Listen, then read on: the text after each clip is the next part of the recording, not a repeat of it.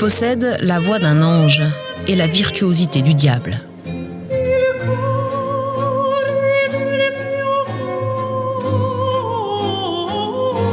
Philippe Jaroussky est une étoile dans le firmament de l'opéra. Sa voix aiguë de contre-ténor rappelle celle des enfants de chœur. Ce chanteur, l'un des plus virtuoses de sa génération, se fond dans des rôles écrits à l'origine pour des castrats ou des mezzo-sopranos, comme en avait réalisé un certain Vivaldi. Longtemps oublié et redécouvert le siècle dernier, son répertoire vocal est aujourd'hui largement célébré, comme récemment à Versailles avec le festival inédit Venise, Vivaldi, Versailles.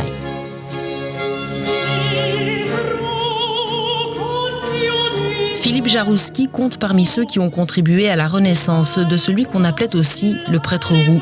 Il voue une admiration sans borne à Vivaldi.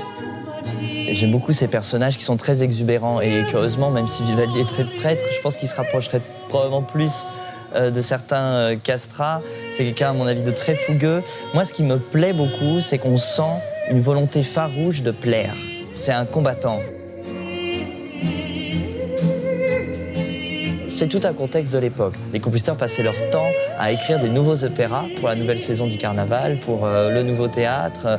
Ça explique probablement aussi cette espèce de foisonnement d'œuvres qu'il y a eu dans le baroque, parfois de choses qui peuvent être plus mécaniques que d'autres. Et c'est là où, évidemment, les génies musicaux se distinguent des autres, et notamment Vivaldi.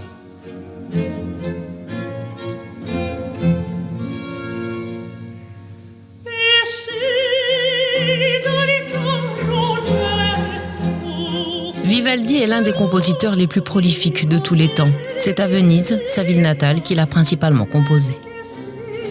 C'est vrai que pour un interprète de Vivaldi, il faut bien entendu aller à Venise, même plusieurs fois. Ça me nourrit quand je vais chanter un air qui me tient beaucoup à cœur, notamment le Vedolo cogno di letto, avec cet accompagnement très pizzicati. Je pense qu'on peut s'imaginer très facilement sur le Grand Canal.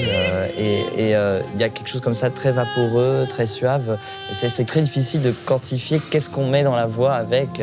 Mais bien sûr, c'est certain qu'on utilise ça après dans son imaginaire pour nourrir l'interprétation.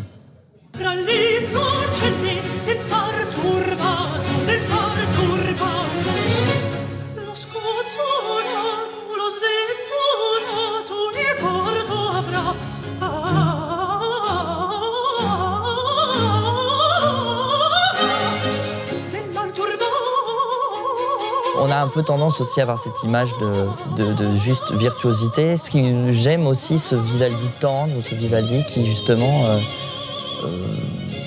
vraiment touche à une simplicité et à une pureté qui le démarque effectivement de l'école napolitaine, par exemple. Il peut être aussi dans la poésie la plus pure et non plus du tout la démonstration vocale.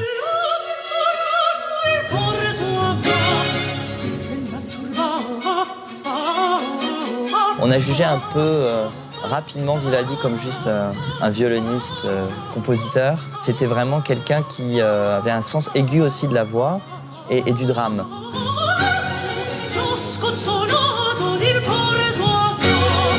Ce que j'aime aussi, c'est que c'est un compositeur un petit peu parfois facile. Je suis très touché par ça. C'est quelqu'un qui écrivait évidemment beaucoup. Il y a des centaines de concertos. Il se vantait de composer plus vite un concerto que ne mettrait un copiste pour le réécrire. Donc, ce qui montre qu'il aimait cette fulgurance.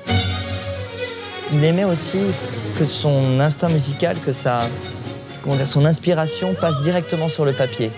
On a des fois des petites longueurs, mais tout à coup, il y a un éclair de génie, une fulgurance, et on sent que c'est un acte libre.